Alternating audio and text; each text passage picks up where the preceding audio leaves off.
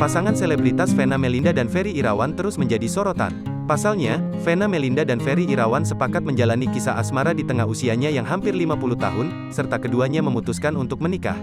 Dalam perjalanan asmaranya, Vena Melinda dan Ferry Irawan dianggap pasangan yang tengah dimabuk asmara atau menjadi budak cinta, bucin. Vena mengaku tak masalah jika warganet menyematkannya pasangan bucin dengan Ferry. Kalau jadi bucin enggak masalah, kata Vena Melinda di TPU Menteng Pulo, Tebet, Jakarta Selatan, Kamis, tanggal 5 Mei tahun 2022, bersama Ferry Irawan. Ibu tiga anak tersebut menegaskan justru di usianya saat ini harus berbagi kisah cintanya kepada halayak, agar tetap memberikan inspirasi. Ya bagi aku, di usia sekarang kalau pacaran harus bucin, ucapnya. Lantas apa alasan Ibunda Verrel Bramasta itu terus membagikan romantismenya bersama Ferry Irawan kepada masyarakat? Kalau enggak bucin enggak menikmati hidup, ungkapnya. Vena Melinda menganggap bucin menjadi sebuah bentuk apresiasi terhadap Ferry Irawan, yang mau dengannya di usianya yang sudah lanjut.